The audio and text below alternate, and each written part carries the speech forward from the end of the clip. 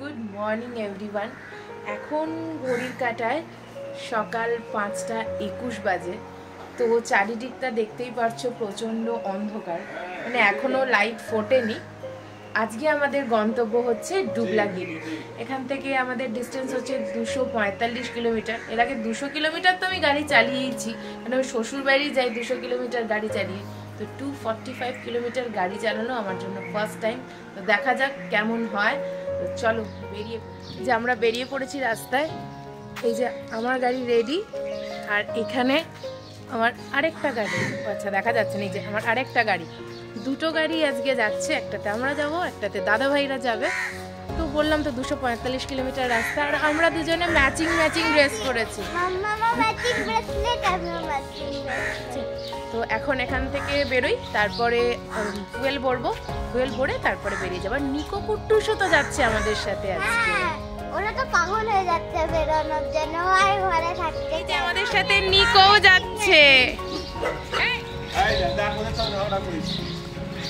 না কিছু করে না মা গুড মর্নিং। এই যে নিকো কুট্টুস, এই যে নিকো, আর আরেকজন তলায় দেখা যাচ্ছে না, তাকে সে নেমে পড়েছে। Good morning Niko. এই তো কুটুস। আর কই কুটুস? ও গুড মর্নিং কুটুস।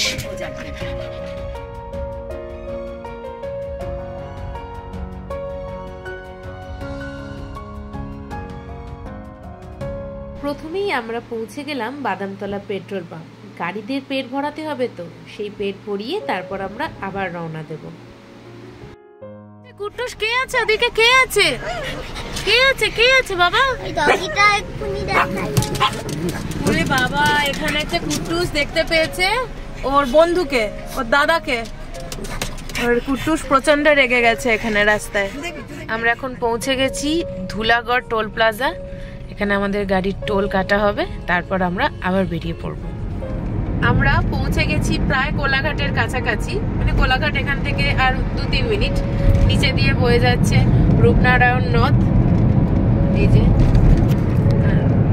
রাস্তা তো মোটামুটি বেশ সুন্দরই। আমরা এখন আসছি, এরপর আমরা এখানে ব্রেকফাস্ট করব, তারপরে বেরোবো। এখানে এখনো দেখাচ্ছে 3 আওয়ার 33 মিনিট, 181 কিলোমিটার। তো 11:04 পৌঁছাবো দেখাচ্ছে। যাই হোক, এখন আমরা আগে ব্রেকফাস্ট করে নেব, তারপরে বেরিয়ে। এখন পৌঁছে গেছি কোলাঘাটের হোটেল আনন্দে।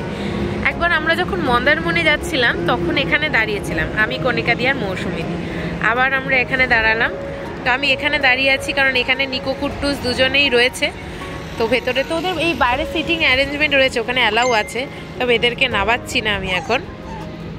যে আমাদের দুটো গাড়ি, আমার এই মোগাম্বো আর আমার সন্টু, এবারে দুজনে একসাথে।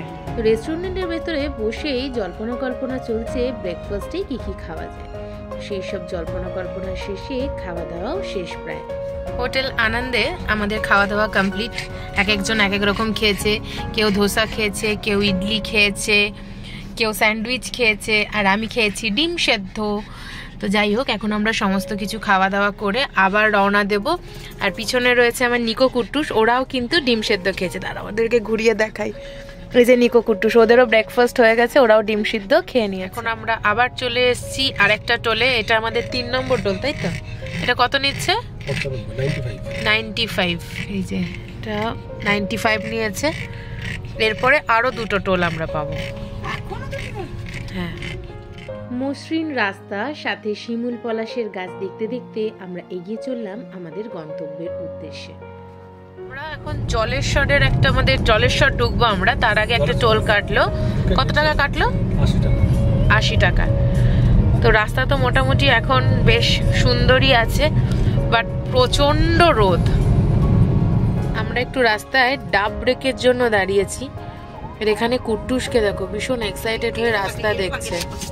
আমরা প্রথমে তো আসছিলাম ডাবল রোডে, হলদিপাড়া থেকে। আমরা যখন রাস্তাটা বাঁ দিকে ঢুকলাম, সেখান থেকে রোডটা সিঙ্গেল হয়ে গেল। তারপর কিন্তু রোদের অবস্থা বেশ কিছুটা খারাপ, মানে হয়তো বর্ষার জন্যই হোক, যার জন্যই হোক, রোডের অবস্থা বেশ কিছুটা খারাপ। আর রোডের 2 সাইডে চিংড়ি মাছের চাষ, কিন্তু রাস্তার অবস্থা এতটাই খারাপ যে ক্যামেরা খুলে যে সেটা আমি ক্যাপচার করব সেটা হয়নি। এখন আর 9 মিনিট, 2.8 কিলোমিটার, 9 মিনিট। তো দেখা যাক এখন ওখানে পৌঁছে অবস্থাটা কিরকম।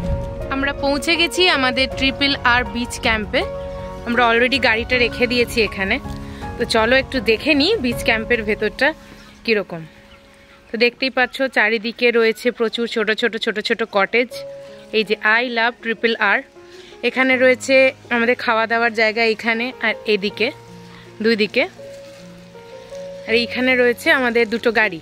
এবার চলো একটা রুমের ভেতরটা দেখে নিই। চলো রুম খোলো। একটু বাদেই তো নোংরা টোংরা করে ফেলবো রুম, তো তার আগে দেখে নিই। এখানে একটা কুইন সাইজের বেড রয়েছে যেখানে আরামসে 3 জন শোয়া যাবে। 3টে বালিশ দেওয়া রয়েছে, 2টো ব্ল্যাঙ্কেট দেওয়া রয়েছে, আর এদিকে একটা মিরর লাগানো একটা সুন্দর একটা ক্যাবিনেট মতো করা আছে। আর আমাদের ওয়েলকাম ড্রিঙ্কসে দিয়েছে, দেখো ওয়েলকাম ড্রিঙ্কসে দিয়েছে আমাদের একটা করে ডাব, কচি ডাব। এবার বাথরুমটা একটু দেখে নিই। এইটা হচ্ছে বাথরুম, বেশ পরিষ্কার পরিচ্ছন্ন ছোট্ট মতো। তো চলো, এখানে এদিকে আছে একটা ওয়াশ বেসিন। এই হচ্ছে রুম। আচ্ছা, এখানে আমাদের পার হেড নিয়েছে 1800 টাকা করে। ঠিক আছে, বাকি ডিটেলসটা আমি পরে জানাচ্ছি। এদিকে সাজানো গোছানো আরও কিছু ব্যাম্বু কটেজ রয়েছে, দেখতে পাচ্ছি 203, 204, 205। আর আমরা যেগুলোতে রয়েছি সেগুলোতে কিন্তু এই সবে মানে এসি বসেছে 2 দিন হলো, আর কিন্তু গিজারের ব্যবস্থা নেই, যে গরম জল দিচ্ছে। আর এই হচ্ছে কটেজের বাইরেগুলো। আর এইদিকে রয়েছে টেন্ট, আর টেন্টের জন্য কমন বাথরুম রয়েছে, সেটা ওই যে ওইদিকে রয়েছে টেন্টের জন্য কমন বাথরুম। এই রিসোর্টটা সম্বন্ধে আরেকটা আমি ইনফরমেশান দিই। এই রিসোর্টটা কিন্তু পেট ফ্রেন্ডলি। এই যে আমার 2 সদস্য, খুদে খুদে সদস্য, ওদেরকেও নিয়ে এসছি, ওদের খাবার দাবার বিছানা সমস্ত কিছু নিয়ে এসছি। চারিদিকে কিন্তু একদম রোদ ঝলমল করছে। আর এখন আমরা খাবো, মানে আমরা লাঞ্চ করব। তো আমরা দেখে নিই যে লাঞ্চে কি কি আছে। এটা আমাদের ডাইনিং এরিয়া, বেশ ওপেন সুন্দর একটা ডাইনিং এরিয়া। এরপর আমরা খাবো। ঝলক খিদে পেয়েছে? এখানে একটা রুম দেখে নিই, রুমটা 404। এই যে রঞ্জনদা আমাদের দেখাচ্ছে, এটা কিন্তু বেশ বড় একটা রুম, বাট রেডি নেই এটা, কিন্তু অনেকটা সামনে এখানে স্পেস অনেক রয়েছে। আর এখানে খাটটাও অনেক বড়, মানে আরামসে বড় 5 জন শুয়ে পড়তে পারে। আর এদিকে আছে একটা বাথরুম। বাথরুমটাও কিন্তু সাইজে বেশ বড়। আর এই ক্যাম্পটা কিন্তু যথেষ্ট পরিষ্কার পরিচ্ছন্ন একদম। আমাদের এখানে দিয়ে দিয়েছে সুন্দর একটা করে থালা। এখানে প্রথমেই দিল আমাদের স্যালাড। এরপর চলে এসছে আমাদের গরম গরম ভাত। এই যে বলছে একটুখানি ভাত। এরপর চলে এসছে চৌকো চৌকো আলু ভাজা, ঝুরি নয়, চৌকো চৌকো আলু ভাজা। এরপর দিয়ে দিয়েছে আমাদের মুগের ডাল। এরপর আমাদের দিয়েছে ঝিঙে আলু পোস্ত। দেখে তো খুব টেম্পটিংই মনে হচ্ছে। আর সব খাবারগুলো কিন্তু একদম ভীষণ গরম আর ফ্রেশ। এরপর আমাদের চলে এসছে একটা এত বড় সাইজের পমফ্রেট আর একটা চিংড়ি। সবশেষে চলে এসছে চাটনি আর পাঁপড়। আমাদের লাঞ্চ এইখানেই। আমরা এখন পৌঁছে গেছি শ্রী শ্রী জগন্নাথ মন্দির। এই যে ইমামি নগর, দেখো বালাসোর লেখা আছে। এখানে মন্দিরের দর্শনের টাইমিং সব দেওয়া আছে। আর মন্দিরের 2 সাইডে এরকম এই যে প্রসাদ, এখানে ওই খাজা, এই সাইডে খাজা, আর আশেপাশে প্রচুর দোকান আছে। ওখানে একটা চায়ের দোকান আছে, আমরা এসে চা খাবো। তো চলো এখন মন্দিরের ভেতরে যাওয়া যাক। আজকে আমরা 2টো জায়গা দেখব। একটা হচ্ছে এই যে ইমামি জগন্নাথ মন্দির, আর একটা ক্ষীরচোরা গোপীনাথ মন্দির। এই 2টো জায়গা দেখব। তো আজকে এখানে ভেতরে কিছু একটা প্রোগ্রাম হচ্ছে, তো চলো ভেতরে যাই, গিয়ে দেখি। এখানে আমরা সবাই পা ধুচ্ছি, পা ধুয়ে তারপরে আমরা মন্দিরের ভেতরে প্রবেশ করব। আমরা পৌঁছে গেছি এখন ইমামি জগন্নাথ মন্দিরের ভেতরে। পুরীর মন্দিরের আদলে কিন্তু এটা তৈরি, ভীষণ সুন্দর লাগছে। এখন পরন্ত বিকেল, আর কি বিকেল হচ্ছে, তো প্রচণ্ড সুন্দর লাগছে চারিদিকটা। আমাদের যে আমরা ক্যাম্পে আছি সেখান থেকে এখানে আসতে মোটামুটি সময় লাগলো 1 ঘন্টা 25 মিনিট মতো। তো মন্দিরের ভেতরে তো অ্যালাউ নয়, ফটোগ্রাফি অ্যালাউ নয়, তো যতটা করা যায় যতটা কভার করা যায় ততটা করা হোক।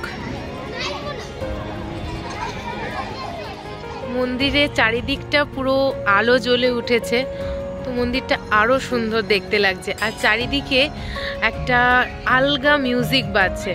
আর এইখানে রয়েছে শ্রী শ্রী হনুমান টেম্পল, আর চারিদিকটা পুরো একদম গার্ডেনে ঘেরা। দেখো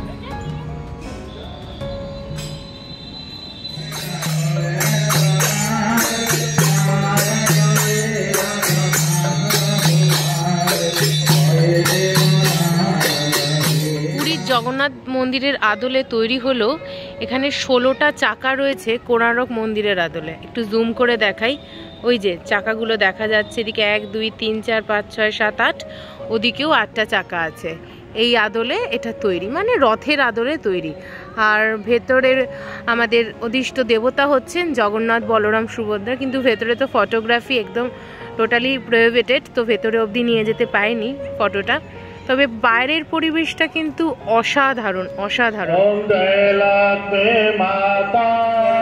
আমরা যে ক্যাম্পে রয়েছি, সেই ক্যাম্পের যে রাস্তা যাওয়ার সেই যাওয়ার রাস্তাটা কিন্তু অসম্ভব খারাপ। তো আমরা যে যেতে আসতে আমাদের এত সময় লেগে যাচ্ছে কি বলবো। তো যাই হোক 1 ঘন্টা 25 মিনিট আমরা জার্নি করে তারপরে আসলাম এই ইমামি জগন্নাথ টেম্পলটা ভিজিট করতে। তো দেখে তো অপূর্ব লাগলো, কিন্তু এখন আবার আমাদের ফিরে যেতে, মানে এখন বাজে 6টা 18।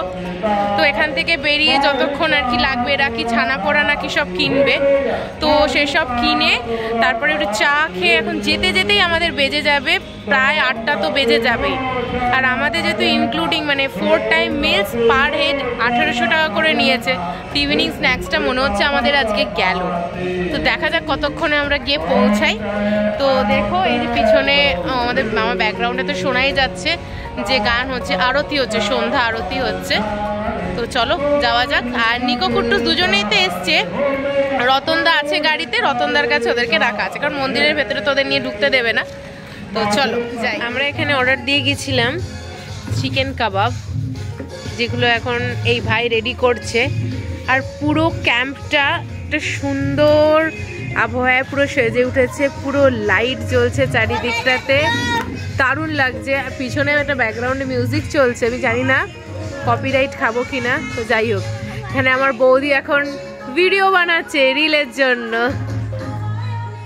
সপ্তাহান্তে 2 দিনের ছুটি কাটাতে তোমরা যদি চাও কোনো এক নির্জন জায়গার সন্ধান, তাহলে কিন্তু অবশ্যই ঘুরে এসো এই RRR ক্যাম্পে, সাথে ডুবরাগিরি সি বিচে। নাম্বার স্ক্রিনের ওপর দেওয়া রইল ক্যাম্পের। এই কাবাবগুলো কিন্তু অসাধারণ বানাচ্ছে ভাই, আমরা টেস্ট করে দেখলাম, ঝাল ঝাল। এখানে ঘি রাখা রয়েছে, একদম কয়লা দেওয়া, দারুণ। বারবিকিউ চিকেন, তারপরে ভেজ পকোড়া, চা, সমস্ত কিছু আমাদের খাওয়া দাওয়া হয়ে গেছে। এরপর আমরা করব ডিনার। চলো দেখি ডিনারে কি আছে, তারপর আজকের মতো ব্লগটা শেষ করব। আর পারলে এডিট করে পোস্টও করে দেবো, যদি পোস্ট করি তাহলে তো অবশ্যই তোমরা দেখতেই পাবে। তো এখানে সবাই ডিনার করতে বসে গেছে, চলো দেখি ডিনারে কি কি আছে। দারুণ এনজয় করছি কিন্তু। খাওয়া দাওয়ার চোটে ভেজ পকোড়া আর চায়ের ছবি তো আমার নেওয়াই হয়নি, যাক সে নয় বাদই দিলাম। এরপর ডিনারে ছিল আমাদের রুটি, চিকেন কষা আর মিক্স ভেজ। এই ব্লগটা তাহলে আজকে এখানেই শেষ করছি, পরেরটা আবার আসছে খুব শিগগিরই। টাটা, সবাই খুব ভালো থেকো কিন্তু।